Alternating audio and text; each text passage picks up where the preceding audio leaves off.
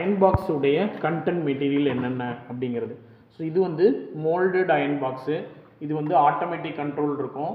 நம்ம அயன் பண்ணுறப்ப according to cloth ஓட உள்ளே இருக்க அந்த நிக்ரோ மெட்டீரியல் ஆன் ஆயிரும், ஆஃப் ஆயிரும். இது வந்து மோல்டல் டைப்.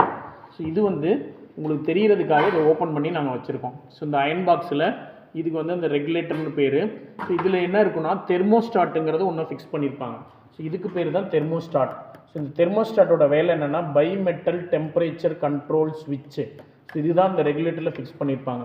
ஸோ அக்கார்டிங் டு கிளாத்தை பொறுத்து, இப்போ காட்டன்னா காட்டன், சில்க்னா சில்க்கு, ஜீன்ஸ்னா ஜீன்ஸு, அக்கார்டிங் டு கிளாத் வந்து இந்த தெர்மோஸ்டாட் வந்து இந்த ரெகுலேட்டரில் ஃபிக்ஸ் பண்ணியிருப்பாங்க.